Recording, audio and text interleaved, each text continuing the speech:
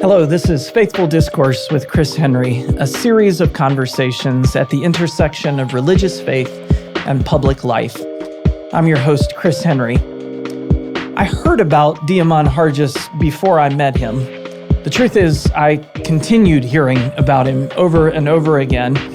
When I first moved to Indianapolis in 2018, I heard Diamond's name in countless conversations with community leaders and friends and pastors. People would say he could walk into a neighborhood, sit on a stoop, and listen in a way that made people feel heard. They called him a roving listener, someone whose spiritual gift is noticing the strengths and passions and dreams of a community, and then finding ways to translate those lessons into innovative plans to use those gifts to improve life for everyone around him. Diamond is the founder of the Learning Tree. He's a faculty member at the ABCD Institute at DePaul University. He is a nationally recognized social innovator, recently featured in the documentary The Antidote on Kindness in America. But more than any of his titles or accolades, Diamond is a neighbor and a friend. I recently wrote a letter to the community about recovering the habit of reverence, the ability to see the soul in one another. Diamond has been practicing the habit of reverence for decades in our city and beyond it. Diamond Harges, welcome to Faithful Discourse. Hey, Chris, it's been a while, but I'm so happy to see you. Likewise, it has. It's been too long. So I want to start with this question of listening and the practice of listening. You have taught so many people what that means and really developed a way of imparting the importance of listening into communities, large groups, small groups, individuals. We live in a culture that's loud and dismissive, and often in which we're sort of trained and told to keep our fingers in our ears and not listen. So it seems to me like listening is a radical act. How did you learn to listen? Well, I think I'm still learning, and I think this phase of listening is how to go deeper and to be present in the space where all the noise is there and dissect that. But my first instance of listening was really listening to my grandfather tell stories. And with those stories, he's passed away over 10 years now, but I still reflect at him telling stories with the delight and the surprise as if he was learning the lesson the same time he was telling you the story. And so that kind of like intrigued me, and I'd sit at his feet, and I would just really like admire the way he would utilize words and remember and honor people and point out things that really wasn't visible yet. And so that's kind of where I would do that. And, it's the art. It was an art too. So I think that was kind of. And the context in which he was telling those stories, I think, is a really important part of your story. Talk about kind of that. Yeah, well, I realized growing up how powerful that story was, but in it, I would hear these stories about where my mother was raised in South Bend, Indiana, in these housing projects where really tough times were there. There was things that, you couldn't imagine. They lived on a toxic waste site. But the thing that was really powerful is that he made sure that everybody knew that they were sacred people in that neighborhood. Him and his neighbors gathered together around this tree that was planted for my mother. And, they would talk about hard times, but they would also talk about abundance and joy in the midst of that work as a way to move the barriers of scarcity and the things that were happening. Yes. So you talk about sort of seeing gold where others might see blight.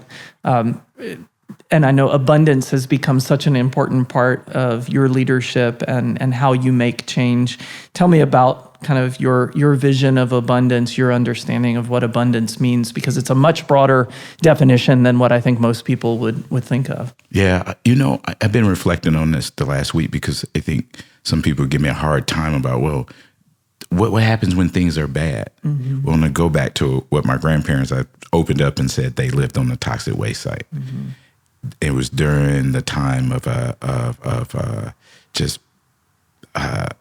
racial discrimination. Mm-hmm.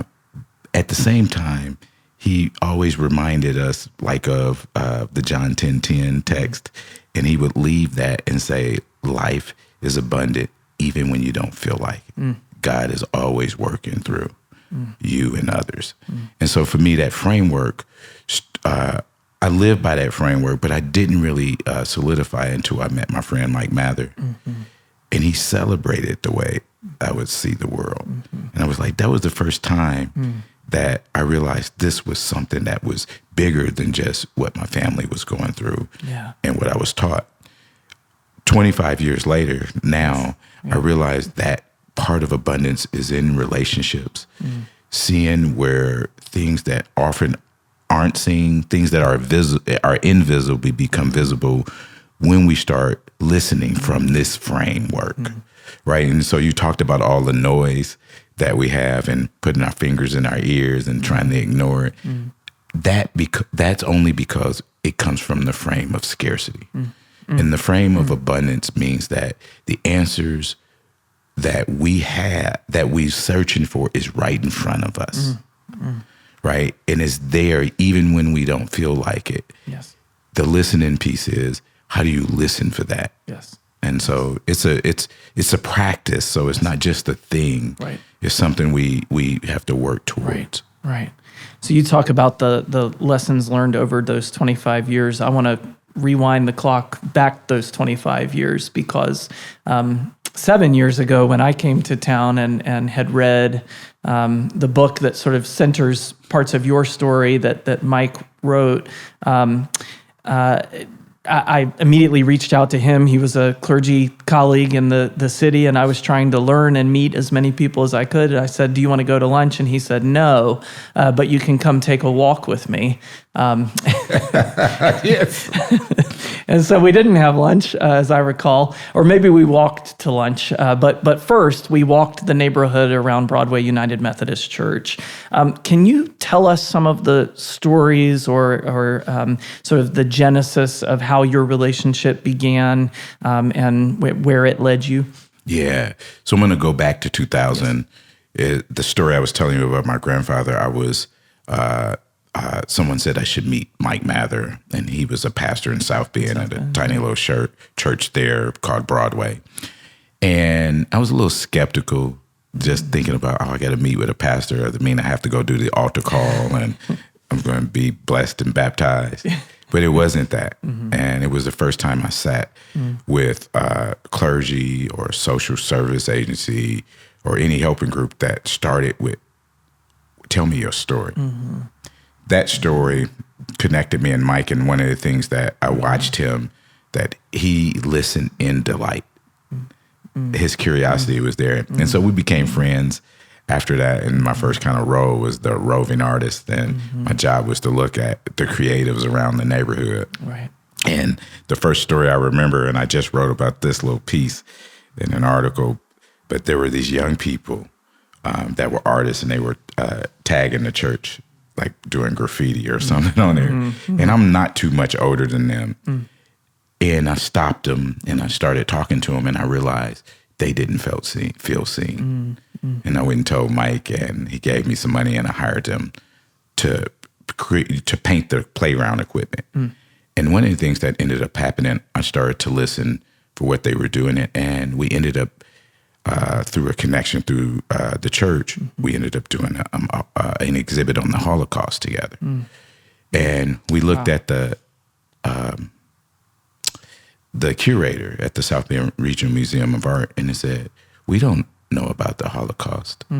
He said, you have your own. And it resonated with me. What Mike was doing is to really illustrating that the gifts are there. What you told me is in you. And you're already doing this work, which I didn't know. And those young people also got to see that. At the exhibition, we had a big celebration. None of us had ever walked or been into a museum just because circumstances wouldn't allow it. And it was times where we saw people that didn't look like us in the space celebrating us, celebrating the art we put together. And it was the first time I felt like the frame of abundance that the curator gave us all the space we needed and all the art materials. Yes. And for artists, that is the best thing to have. And that was abundance to us. So that was the first piece. And then later on, moving to Indianapolis, I ended up just happenstance. I got married and children, and me and Mike met again. Lived in the same neighborhood where he was pastor. And I would always go down and see him. And through this neighborhood that people said was a really bad neighborhood, I started to, with this frame, I start to see the other side of it. And yes, there was really rough things, but there were some beautiful things popping up, and I would share this with Mike. Later on, about a year later, Mike said, "How would you like to get paid for what you already do?" And so that was the beginning of the roving listener work and my job. You just quoted what I do in the neighborhood. I did it house to house, block to block, from the youngest to the oldest in the house, and I would be present and looking for what brought people joy, what motivated people to be good and kind to other neighbors. Yes. And there were it's such a powerful story, and there were some specific stated values and questions that guided your work. Talk some about those values and those questions. Well, first of all, the process, one of the things I enjoy about you, because I like the way we have conversations. When I first started, though, I failed at the work, and one of the failures was really coming with interview questions. With these whole things, it was a whole list of survey questions, and people would look at me and kind of turn me away. Also, it was evident that what we were trying to do at Broadway at the time was to be good neighbors. And we hadn't always been the best neighbors. We hadn't been bad neighbors. We hadn't been the best neighbors to really go deep, because I think the people in our neighborhood didn't really believe we wanted to know their gifts. It took a minute. I went back and I told Mike how I was a little frustrated, and he said, "Just do what you do." He said, "Drop the form and just go back." And I went back and I said, "I live down the street," and they laughed and said, "We know. Come on in." I learned what it meant. The power of being a good neighbor, that meant more to them than what the church symbolized. But then I didn't really ask questions. I just sat down and watched. And the first experience was, I can't remember her name, but lived cat a corner from the church. Her granddaughter was home, and she had seen me come by every once in a while. And she was there out of school, and she handed me a piece of pie and said, "Mr. D, I think I know what you want." And I took a piece of the pie, and I was like, "This is awesome." And then she started telling the stories about her grandmother, what she did with these pies during all the seasons in Advent, Holy Season. She would sell pies to churches. She also was struggling with income, aging woman. She not a lot of income coming in, but she had grandchildren. And she would supplement her income doing this. And I was like, wow.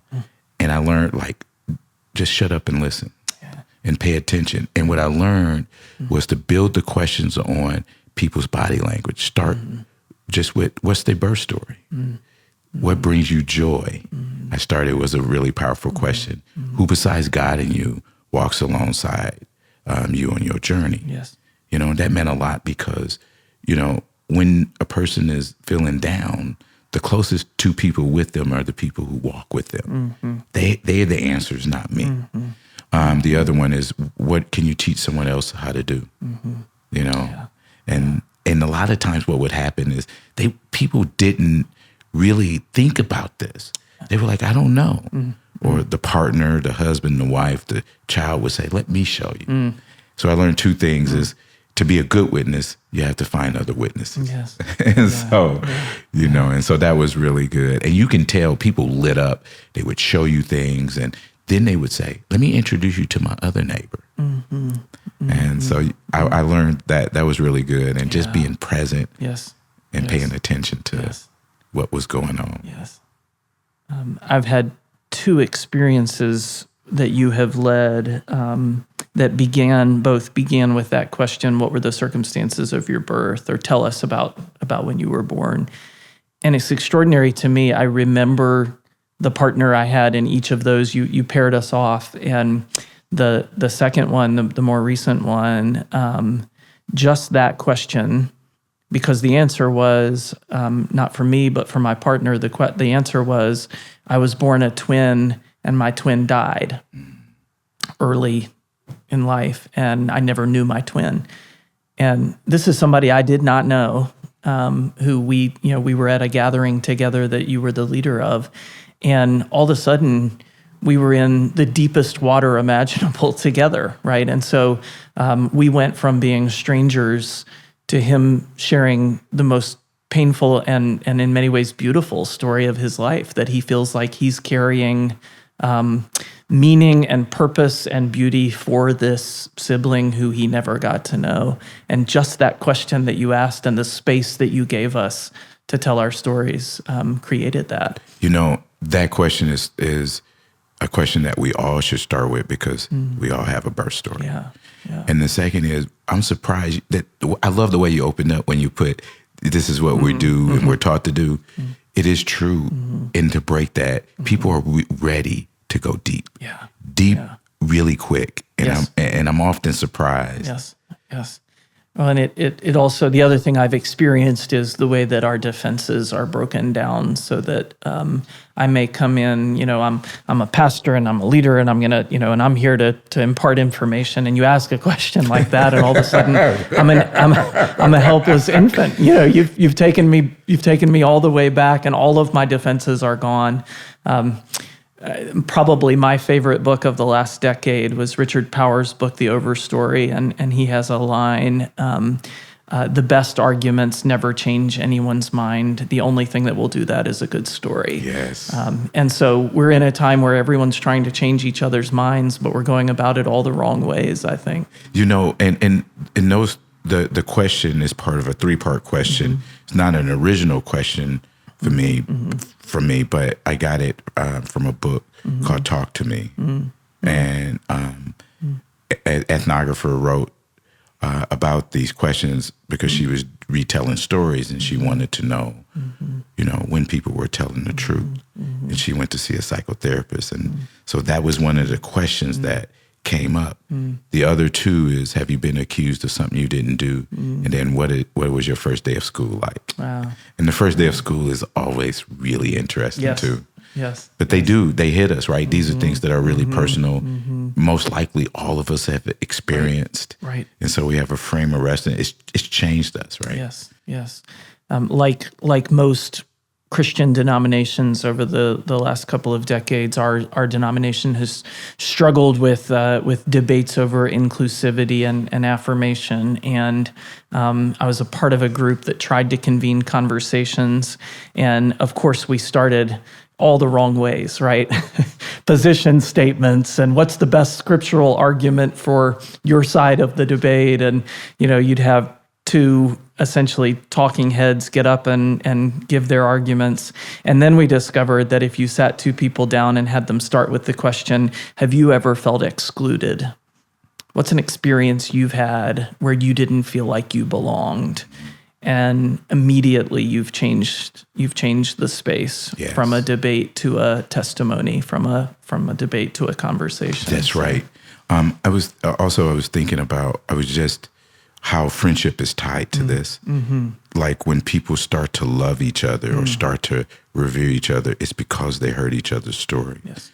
So a couple weeks ago, I have a second prayers kind of story. I was with Tim Shapiro, Yes. Bill Enright, Dustin Bennett. Yes. And because Tim called us all together, and it was a last minute thing. I said, yeah, I'll come. And we started sharing stories around the table and realized that our lives had woven together and intersected, right? It was there present all the time. And Bill told a great story about, I was telling a story about when my mother passed. Before she passed, I asked her what was my birth story. And Bill just talked about a story about his son, them going back to spend time together, to visit their rich history. Yeah. And I mean, that's so that keeps us grounded. Yes. And him sharing that story really was like, that was what's your birth story? Yeah. Right. And so that was really good. But it was rooted in this idea of love, trust, friendship. Yes. I want to stick on trust for a minute, because one of the things that you mentioned about the work that you did at Broadway was the church had not always been seen as sort of a trusted partner in the community. And I appreciate your framing of it, because it's not that the church was a force for evil or was actively doing bad things to its neighbors, but it also wasn't seen necessarily as we are part of this community together. There was sort of that wall of separation. And I think that's true of a lot of churches. I think churches struggle with how to understand their role in a neighborhood. And I think that some of that comes from the best of intentions, which is we want to solve the problems around us. And your work with asset-based community development is challenging for churches, I think, because it turns that on its head. Could you tell us a little bit about that? A couple of things. A lot of that also was rooted in watching my parents go to food pantries. Mm-hmm. And I didn't know I had these feelings until I was at Broadway. And I was like, something has to be different. And it seems to be this space. Also thinking about that whole way of being that we live in. It's not just in congregations, it's in philanthropy. It's in our social service agencies.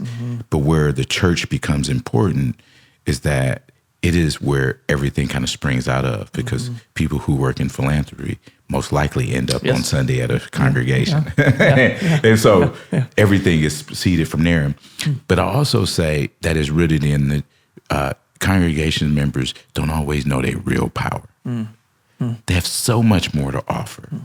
And so when I think about trust, it's part of these currencies, these social currencies I've been reflecting on, is that, you know, people in the pews are trusted people to other people. And I think we kind of like move it into take the power away by saying these are the set of things members can do when they're already doing so much more. So I think that kind of has helped that idea that, well, we got a funder that's funding this and we'll hire staff. It's like, what about hearing the stories?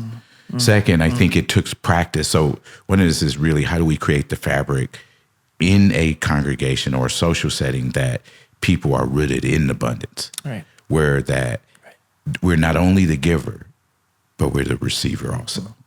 And most of the times at Broadway, we were like only the giver and was proud of that. But it was really also wearing on us, because being the giver puts a strain without a reciprocal currency coming back. Wow. Yeah. The neighborhood was also suffering from that, because it was only looked at as the receiver.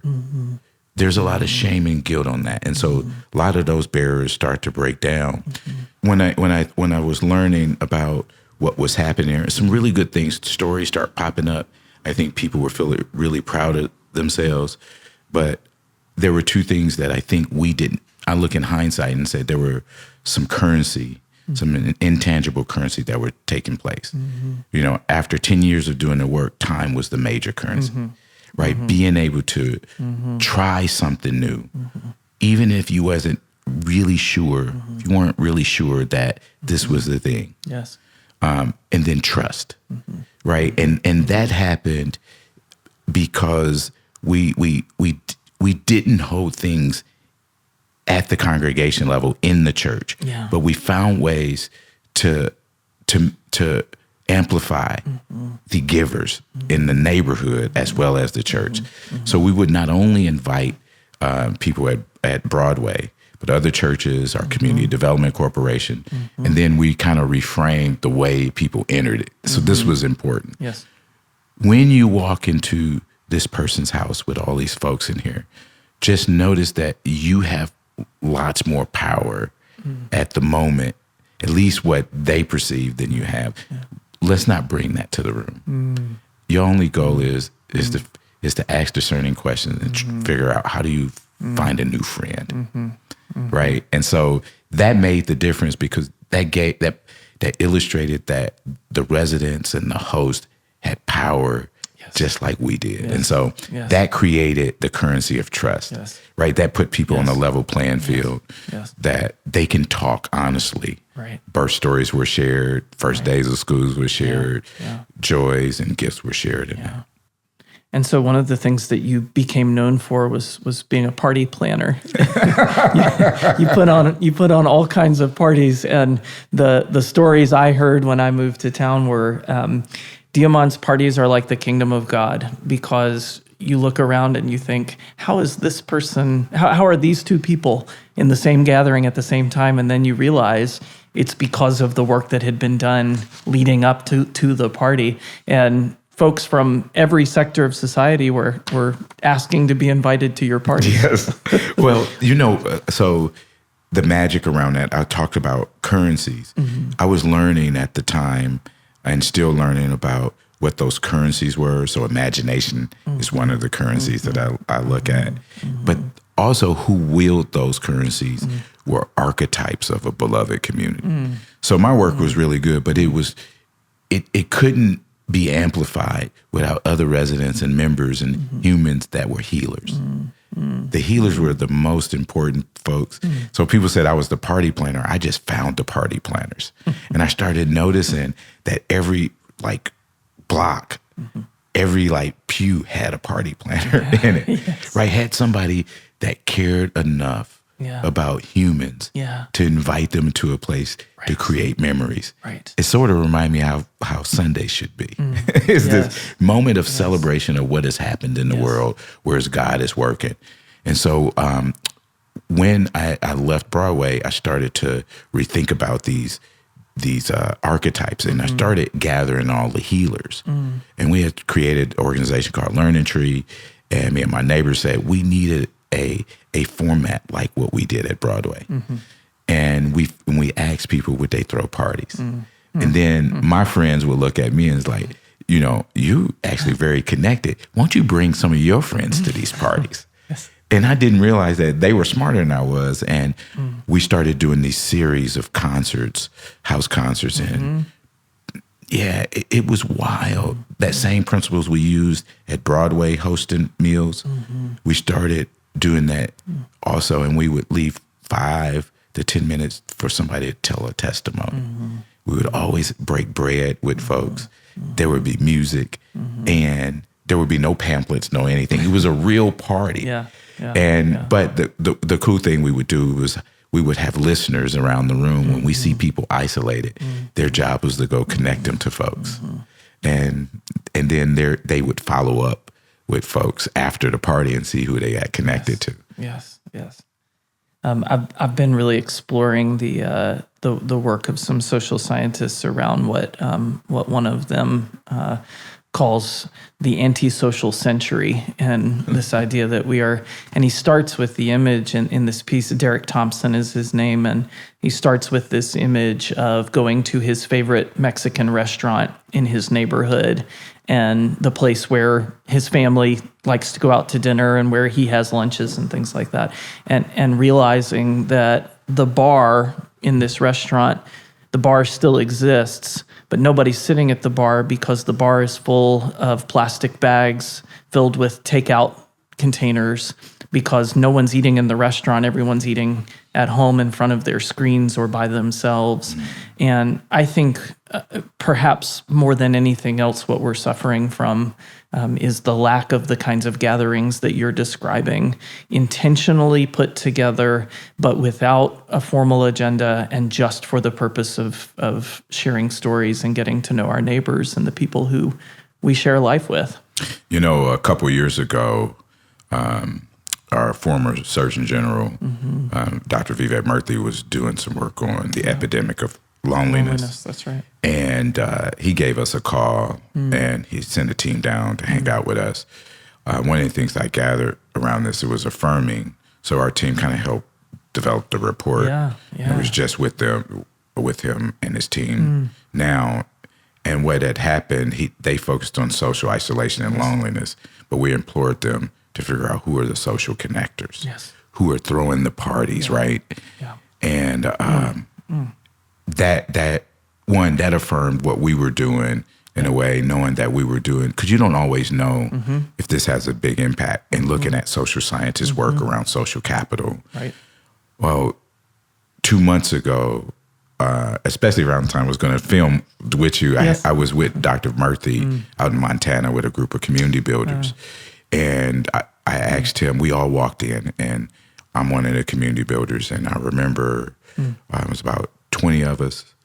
We're all over the country doing phenomenal work around bringing people together. And the invitation was to dream and play.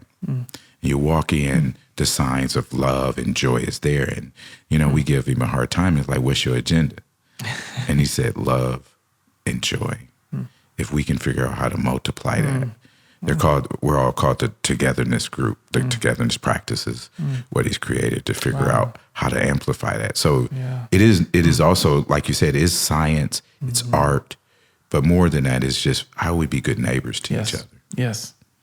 This is so rich. I want to pull on maybe 3 threads and see if we can put them together. And for me, at least, one of the places that they come together is a saint of our church and our community we lost this year, and that's Craig Dykstra. And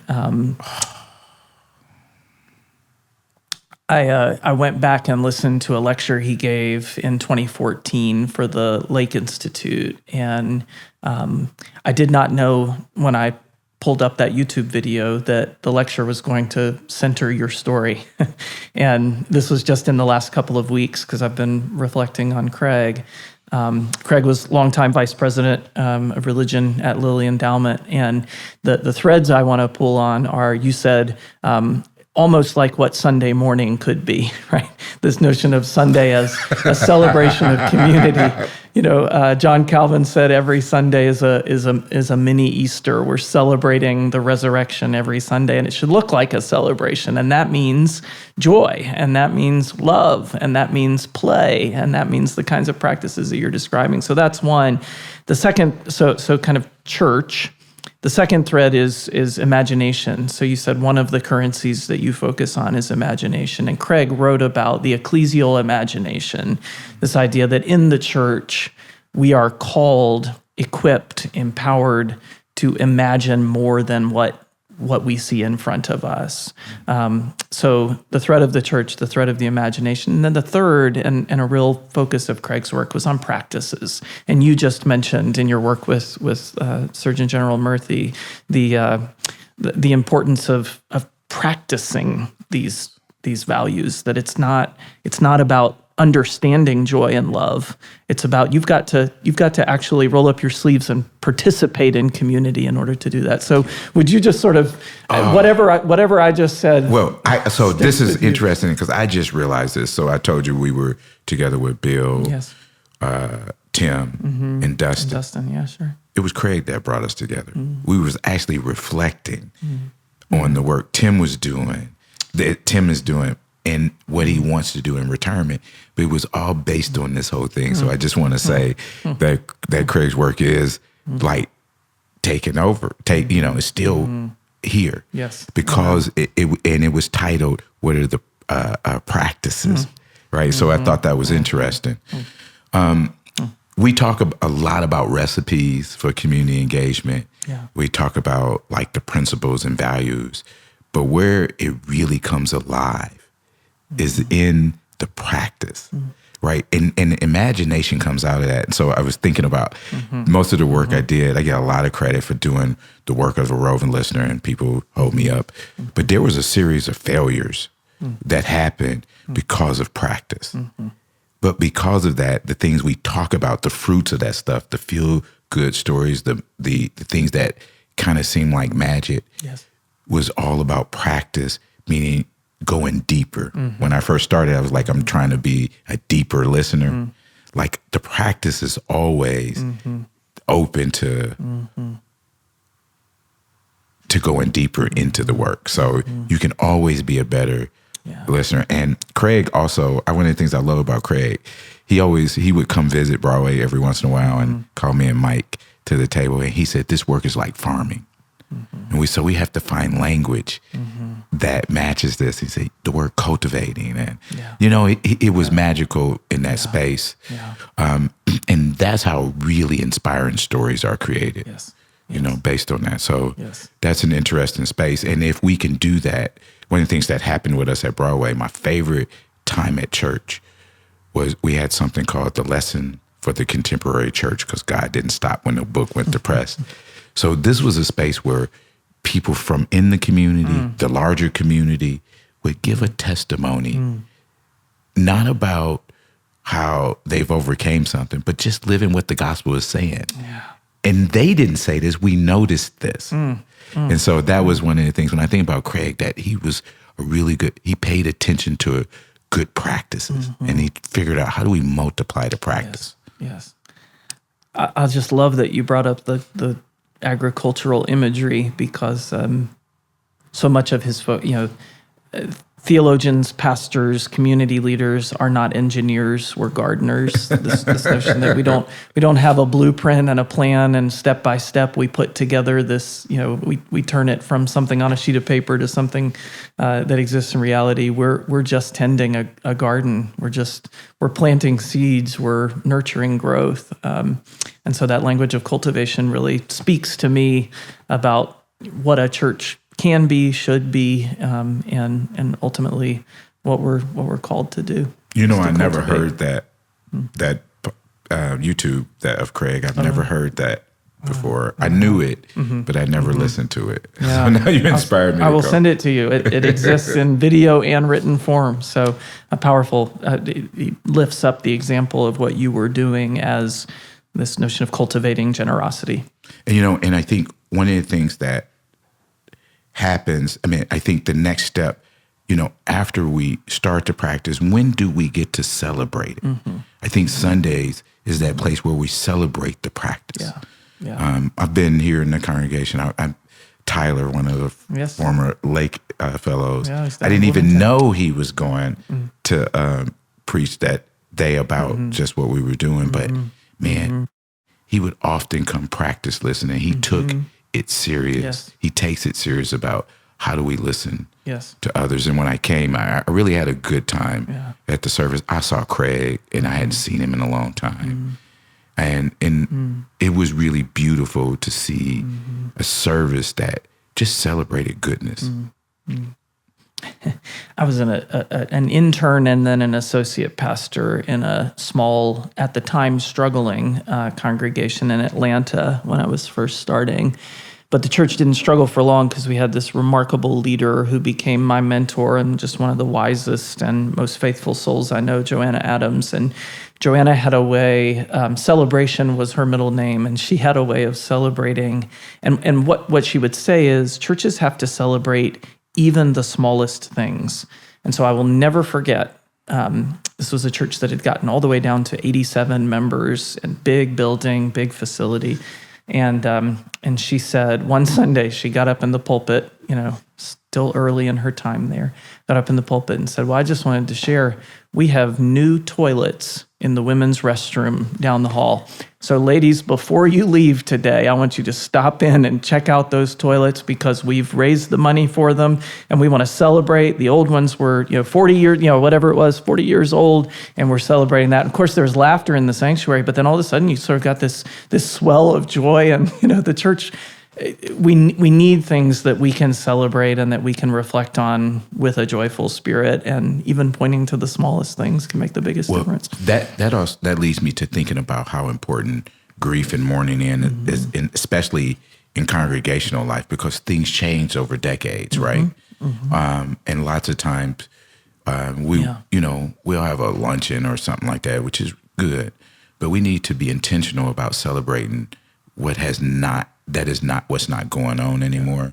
Because the folks in our pews, they labored over the work, and sometimes the stuff just laying around. The movie Weekend at Bernie's. It reminds me that this space is, and I think it's important to celebrate what we've accomplished. Absolutely. So that we can move to a new phase and use the practice to multiply more goodness. That's right. I could do this for a very long time, and I know that our time is limited. I want to first say thank you. Your witness and your gifts have transformed and impacted my life and my ministry, and I'm grateful for that. You've been a gift to our family, to both Sarah and me, in many different ways, and so we're grateful for your friendship and the fact that we get to share this journey of faith and ministry together. But before I let you go, I do have a few lightning round questions that I'd love to ask you. So quick questions, quick answers. What's a daily habit that keeps you grounded? Walking. Yeah. You started out like, yes. When I first met Sarah, like we didn't have a meeting. I said, can we go for a walk? Yeah. It's my favorite thing to do. That's the biggest practice. One holy site in Indianapolis that is not a church. I would say the corner of Clifton and 33rd. It's where, like, I spend a lot of time, and I know people on all four corners, and they're very good folks in that space. But that's my corner. I would say is my sacred place. The best advice you ever got from a neighbor? Be yourself. My neighbor Wild style. Be yourself. One quality you admire most in a leader? Grace. You're good at these one-word answers. Usually people have to unfold a story. The best thing about our city that will never show up in a data report? Generosity. And finally, one word of encouragement for someone who might be hesitant to say hello to a neighbor? That's a friend you never met yet. Amen. Diamond, thank you for your wisdom, for your friendship, for showing us what it looks like to live in beloved community and to see and honor the gifts of the people around us. We're grateful for your ministry and for your leadership. Chris, thank you. This was energizing. Thank you so much. Thank you.